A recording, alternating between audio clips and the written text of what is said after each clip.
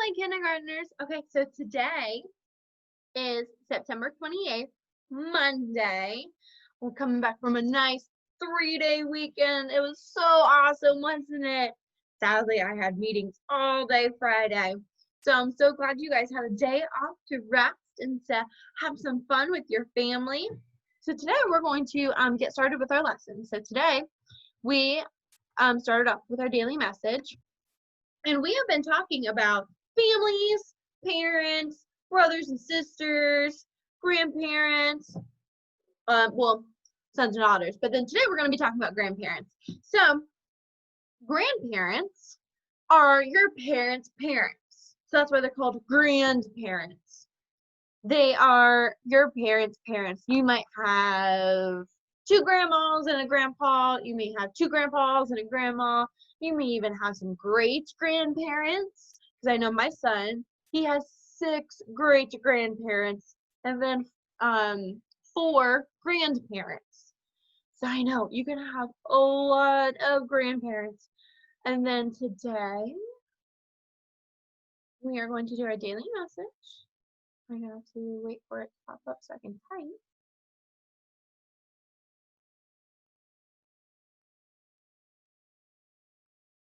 Well, today, let's see if I can use a pencil right here.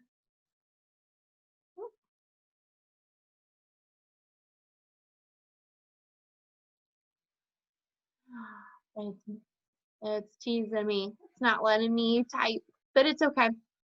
Today's daily message is families teach one another.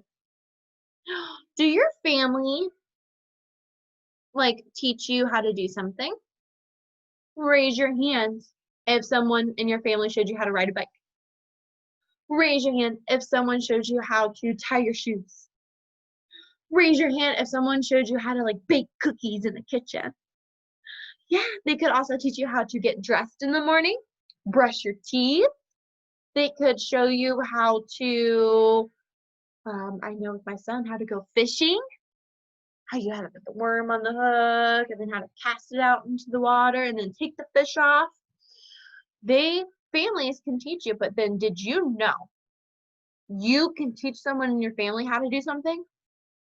Yeah, that is right. So this weekend, it was my son's birthday, and he had a new video game, and I sat down next to him, and he was teaching me how to play the video game. It was a dirt bike game. So he would show me all the buttons. If you push this button, he can jump. And then if you turn the little knobby over here, the dirt bike side to side, how to turn around turns, and it was awesome. He was teaching me how to play his game. So not only are you learning, but your other family members can learn from you. So grandparents, I know my nanny, that's my dad's grandma. I call her Nanny. She taught me how to sew blankets. She has a big sewing machine, and she taught me how to do the different stitching for different types of quilts. So here's a little picture. Look, he's in the kitchen, and it looks like they're making an apple pie. How yummy is that? So he's cooking there in the kitchen with his mom, and looks like his grandma, and he's learning how to make an apple pie with his family. So let's listen to I'm going to make sure our sound is on. Oh, it is. Okay, good. Listen to our digital dictionary. Grandparents. Your grandparents are the parents of your parents. Here is a picture of Lily with her parents and her grandparents. Look, Lily's grandparents are waving to us. Awesome. Grandparents. And here's a picture of a grandparents. You might have a papa or a pawpaw or a grandpa, or you might have a grandma or mama or mima or mama, however you call them. All right, now it's time for our rhyme. It's time to say a rhyme to tell you what we know. We'll say our rhyme on tippy toes. We'll say it way down low. We'll say our rhyme when sitting down. We'll say it as we go. Would you like to hear our rhyme? Tell us yes or no. Yay! All right, this one is like a little chant, and it's about I have a family. So let's listen.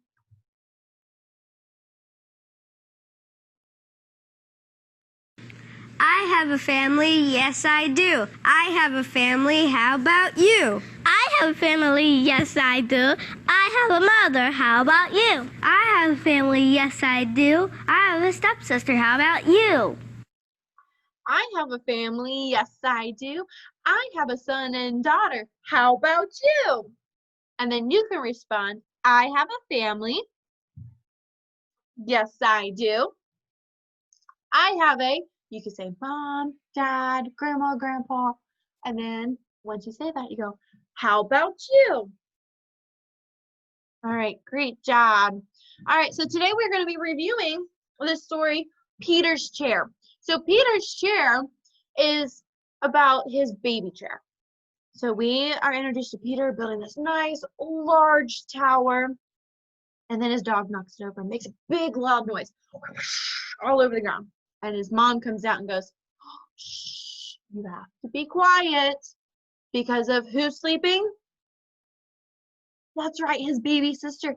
His baby sister was taking a nap and he was making lots of noises. So he goes in and peeks in and sees his baby sister sitting in his baby cradle. So a cradle is a type of baby bed that you lay the baby in and it can rock her to sleep. It just rocks her to sleep. But that was his. And now it's pink for his sister. So he's kind of feeling some sad. He goes, well, that was mine. And then he goes into another room and sees his dad painting something. What did his dad see that he was painting? That was right. His baby high chair. It was blue for Peter, and now they're painting it pink for his sister. Now Peter is saying, well, that was mine too. Are you think he's feeling happy, thumbs up, or thumbs down, sad that they're painting his stuff pink for his sister? That's right, thumbs down, sad. He's feeling sad that they're taking his baby stuff and painting it pink and giving it to his sister. So he sees his sister. He peeks in again and sees his baby crib, which is a baby bed, painted pink for his sister too. So he says, oh, the cradle is painted pink. The high chair is being painted pink. And now the crib is painted pink for my sister. They're taking all of my baby things and giving it to her. So he sees in the corner of the room, what did he see? His blue baby chair. So he takes it and he runs and grabs it and he goes outside. He goes, they can't, they're not going to take this away from me. So he arranged it against the wall outside with his other baby things, his baby picture. And arranged means neatly sorting or organizing against the wall, nicely placing it, nice and neat up against the wall. Good job. So he's thinking, he's like, well, this is mine. So I'm going to try sitting in it. What happens when he tries sitting in it? He doesn't break it, but what happens? That's right, he's too big. The baby chair is too small for him because he grew up. Once he realized he can't fit in the baby chair anymore, what happened? He went inside and was talking to his parents, his mom and dad, and he realized he is a big kid now. He needs a big chair. So he decided to paint it pink and give it to his sister because he realized it is okay to give his baby sister his items because he no longer needs them because he's too big. That's a really good story. All right. If you have your alphabet strip, you may get it out and point to it as I'm saying it, okay? A, apple. B, bat ball. C, caterpillar. D, dinosaur. E, elephant. F, flower. G, girl. H, horse. I, insect. J, jump. K, kangaroo. L, leg. M, mountain. N, gnat. O, octopus. P, parrot.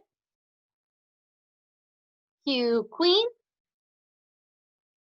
R, rabbit. S, snake. T, tower. U, umbrella. B, vulture. W, worm. X, exercising fox. Y, yo-yo. And Z, zipper. We're going to be watching a cartoon of review of our letter that we learned last week. Girl. G, g, g.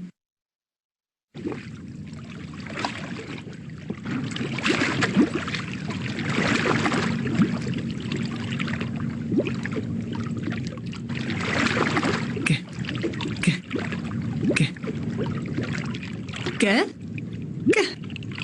G. G. Gosh, they're gone.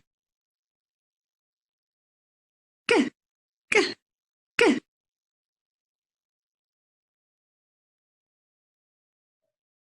All right. This week we have a new letter. Are you ready for my silly sentence? Listen to the sound. I'm saying, okay, in my silly sentence, the octopus observes olives.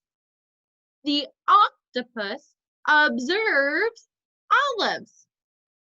What sound are you hearing? Ah? Great job. The letter O says ah. Octopus. When I'm saying the sound ah, is my mouth closed? No. Are my teeth together? Ah. No, my mouth kind of makes like an O. Ah. Great job. So let's watch the silly cartoon for octopus. Octopus. Ah.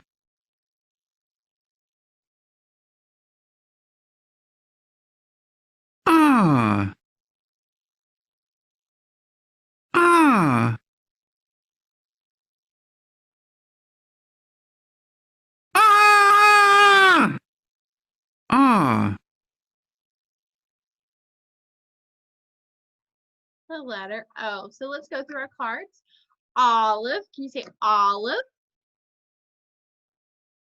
Ostrich. And ox. Olive, ostrich, and ox. All right, here is the uppercase O and the lowercase o. So today you're going to be practice writing the uppercase G and the uppercase O on a separate sheet of paper.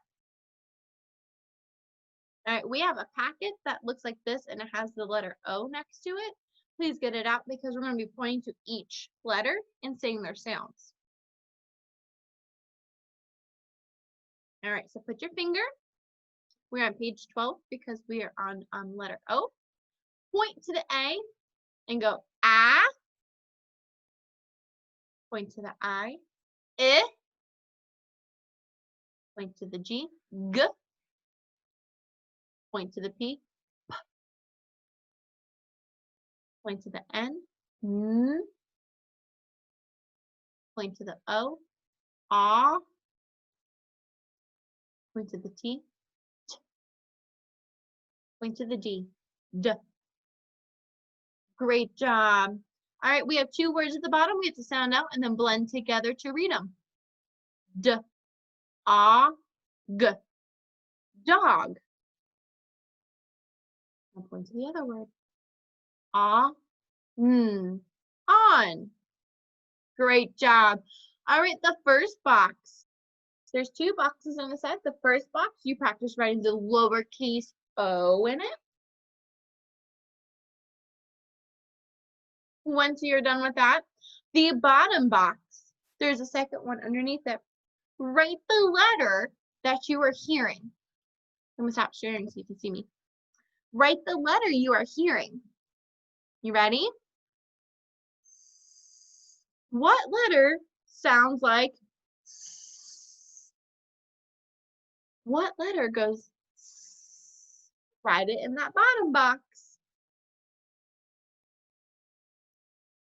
All right, once you're done with that, we're going to be getting out our journals. Get out our journals on the nearest ears, and we are on day 9. Day 9. Turn to that page. We're going to be write about someone who taught you something. So choose somebody. Is it your mom, your dad, your brother, your uncle, your grandpa? And write about what they taught you. So I was going to write, my son taught me how to play his video game. So that's my sentence. My son taught me how to play his video game. And then I would draw a picture of my son and I sitting on the couch and him teaching me how to play his video game. So let's think. Are you going to write about when you learned how to ride a bike? How you learned how to tie your shoes? How you baked cookies or baked a cake or went fishing? Pick a time that someone taught you how to do something. And then you may pause the video here so you can complete that. So next, after we did journals, I'm going to share my screen. We went on to math. So math, we are doing reteaching topic 2 because tomorrow we have a test. We have a test on topic 2. So we have to put our names on our paper so we know who they belong to. And then we're going to start over here, set A. And what we have to do, we have to match the top group to the bottom group. And we have to see which group's bigger. So we go bucket to pail, bucket to pail, bucket to pail. All right. The buckets and the shovels. Which one is bigger? That is right, the shovel, because look, the shovels, there's one over here that doesn't have a partner. That means this group is bigger than the buckets. Let's go to the bottom and do the same thing. The hats to the floaty, hat to the floaty, and hat to the floaty. Which group is bigger, the hats or the floaties? Great job, the hats. The hats have one more than the floaties, so I circle the hats. All right, turn the page. All right, now this time we have to see which group has fewer or smaller. We have boats to the oar, so we have to match the boat to the oar, boat to the oar, boat to the oar. All right, which one has 2 fewer? That means which one is smaller? That is right, the boats. Because look, there's 2 oars, 1, 2, that do not have partners. So which one has 2 fewer or 2 less than are the boats? Let's look at number 2. The seagulls to the nest. Seagull to the nest. Seagull to the nest. Seagull to the nest. Oh no, we have 2 empty nests. So which group is 2 less than? That's right, the seagulls. The seagulls is smaller or 2 less than the nests. Great job. Now on the inside, we are practicing the numbers 0 through 5. So we have to count each number and write that number of that object. Are there any tennis balls right here? No, there's nothing there, so nothing to count, so that is 0. How many tennis balls are here? 1. Great job. I like to mark it off so I know I counted it and I didn't miss it. How many are right here? 1, 2. Great job. This group right here, how many are right here? 1, 2, 3. Great job, 3. Let's count this group. 1, 2, 3, 4. Number 4, remember the little one, off the dotted, and big one connected. Now this last one, how many tennis balls are right here? 1, 2, 3, 4, 5. Great job. Top hat down and a big old belly. Once you're done with that, we go on to number 4 right here. We have to count how many flowers are in this vase. So let's count them. 1, 2, 3. How many flowers? 3. Great job. Remember, see how my 3 is nice and open? It's not facing this way. Okay? How many flowers are in this vase? That's right, 0. Big old 0 right here on the line. Great job. Once you are done with that, you can practice your math practice. It has a 6 and a 7 on the front, and you have to practice counting up to 6 and 7, writing those numbers. You have the math practice. You have this reteaching to practice for tomorrow's test. You also have your journals, your uppercase G's, your uppercase O's. Write a sentence or draw a picture about your grandparents, and then practice reading Getting Dressed. So today's the last day for Getting Dressed, and tomorrow we'll read our new book. Okay, so I know you guys are super excited about our new book. That will be tomorrow. Okay, so if you complete all that, you may take a picture, send it to me on Dojo, or by the end of the week, you may drop off your work and pick up your new work, okay? So I hope everybody has a great day, and I can't wait to see your work or your pictures. I hope you have a great rest of your day, guys. Bye.